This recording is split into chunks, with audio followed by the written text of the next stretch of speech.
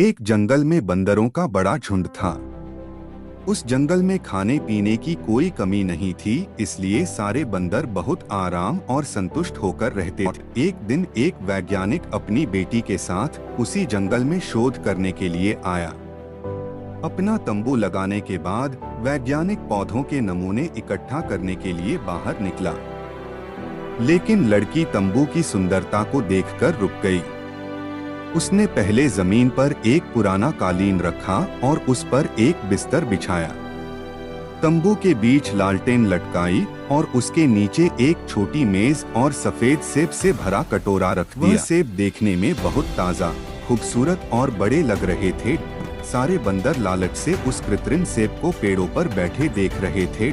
तंबू के सामने जगह साफ करने के लिए लड़की बाहर निकली, तब एक बंदर ने तेजी से झपटा मारा और एक कृत्रिम सेब उठा लिया। तभी उसी समय लड़की की नजर भी उस पर पड़ गई। लड़की ने तुरंत बंदूक उठाकर निशाना लगाया और गोली दाग दिया, लेकिन सभी बंदर इतनी देर में वहां से भाग गए। काफी देर के बाद सारे बंदर रुक गए जब उन्होंने देखा कि अब उनका कोई पीछा नहीं कर रहा है। बंदर ने हाथ उठाकर सबको सेब दिखाया। सभी बंदर हैरत से और ललचाई नजर से उस बंदर को देखने लगे कि उसे कितना अच्छा सेब मिला है। सभी इस कृत्रिम सेब को हाथ लगाने की कोशिश करने लगे। चोर बंदर ने सबको फटकार कर ये कृत्रिम सेब लिया और एक पेड़ की सबसे ऊंची शाख पर जाकर सेब खाने के लिए मुंह में दबा दिया। चोर बंदर के एक हाथ में कृत्रिम सेब था, इसलिए वो पेड़ पर नहीं चढ़ सका। वो सेब को हाथ से नहीं छोड़ना चाहता था, इसलिए वह दिन भर भूखा प्यासा रहा और यही सिलसिला आगे कुछ दिन तक चलता रहा। हालांकि दूसरे बंदर उसके हाथ में कृत्रिम सेब देखकर उसका सम्मान करते, लेकिन उसे खाने के लिए कुछ भी नहीं देते।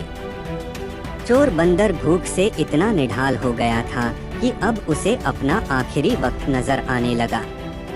उसने एक बार फिर उस सेब को खाने की कोशिश की, लेकिन इस बार नतीजा अलग नहीं था। उसके दांत इस बार भी दर्द कर रहे थे। चोर बंदर को आंखों के सामने पेड़ों से लटका हुआ फल दिखाई दे रहा था, लेकिन इतनी हिम्मत नहीं थी कि वह इन पेड़ों पर चढ़ सके। धीरे धीरे उसकी आंखें हमेशा के लिए बंद हो गई। जैसे ही उसकी जान निकली, कृत्रिम सेब पर पकड़ ढीली होने से वो उसके हाथ से बाहर लुढ़क गया। शाम को बाकी बंदर मरे बंदर के पास आए, कुछ आंसू बहाए और उसके शरीर को पत्तों से ढक दिया। जब वो ये कर रहे थे, तब एक और बंदर को एक कृत्रिम सेब मिला और उसने अपना हाथ ऊंचा करके सभी बंदरों को सेब दिखाना शुरू कर दिया।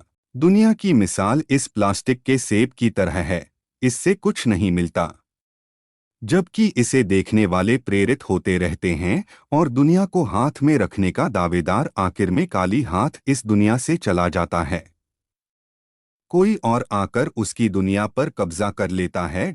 झूठा दिखावा इंसान को पहले थका देता है और फिर मार डालता है। सदैव प्रसन्न रहिए, जो प्राप्त है पर्याप्त है।